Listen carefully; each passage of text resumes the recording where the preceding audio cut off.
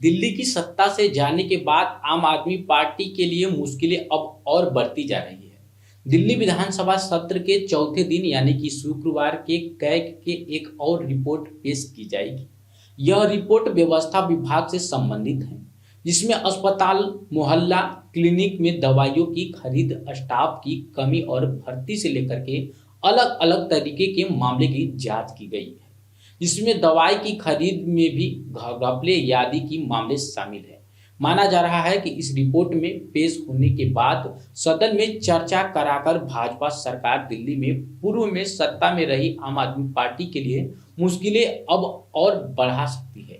24 फरवरी से हुए दिल्ली विधानसभा के सत्र में अभी तक आबकारी विभाग को लेकर के एक रिपोर्ट पेश की गई है, जिस पर गुरुवार शाम तक चर्चा कराई गई। सदन में इसी तरह से कुल 13 और रिपोर्ट पेश किए जानी है।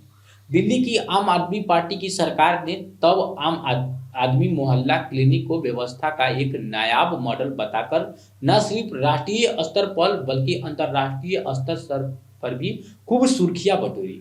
वैसे तो मोहल्ला क्लिनिक की बदहाली की बातें पहले भी सामने आती रही हैं, लेकिन कैग रिपोर्ट ने आप सरकार की दावों की पूरी तरह से पोल खोल दी है। कैग की रिपोर्ट के मुताबिक दिल्ली की प्राथमिक व्यवस्था सुविधाएं चरमरा चुकी हैं।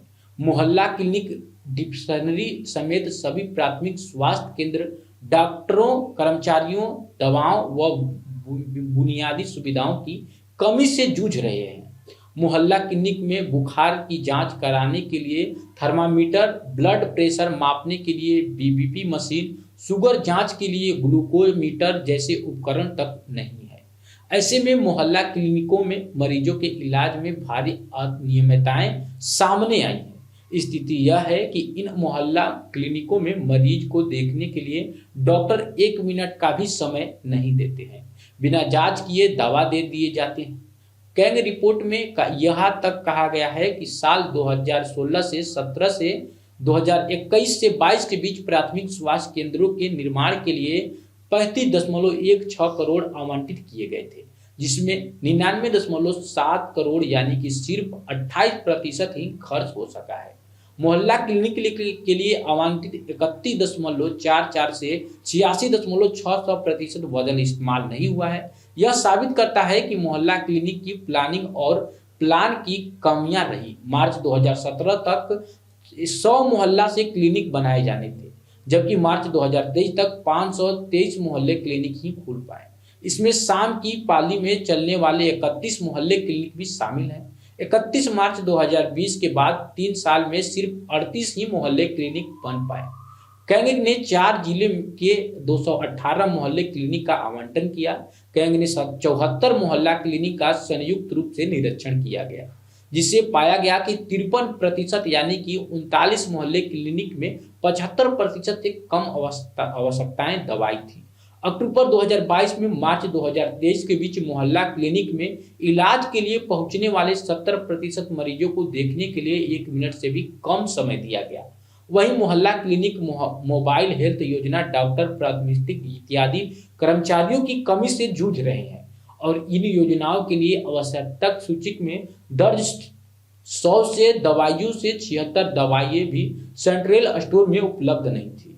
इसी वजह से आवश्यकताओं दवाओं के बगैर मोबाइल हेल्थ योजना चल रही थी।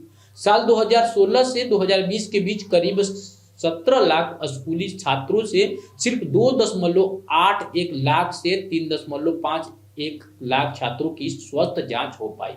जिलों के दवा भंडार केंद्र में दवा रखने के लिए जगह ही की कमी है।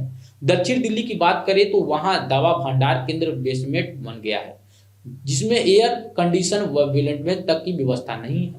दवाओं का बॉक्स जमीन पर, शौचालय परिसर पर व सीढ़ियों पर रखे गए हैं।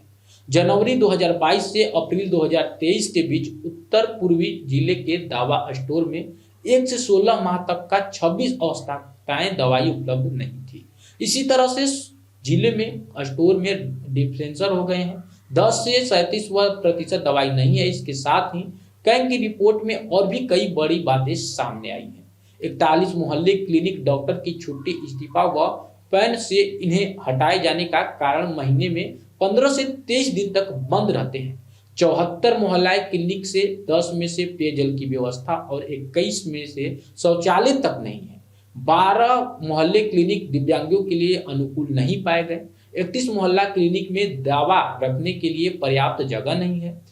150 पॉलिक्लिनिक शुरू किए जाने थे, लेकिन सिर्फ 28 ही शुरू हो सके हैं। डिप्शनरी से 23% डॉक्टर, 16% नर्सिंग कर्मचारी और 37 पैरामेडिकल कर्मचारी की कमी पाई गई। अब देखना यह होगा कि इस कैग की रिपोर्ट पेश होने के बाद विधानसभा में कितना बवाल होता है।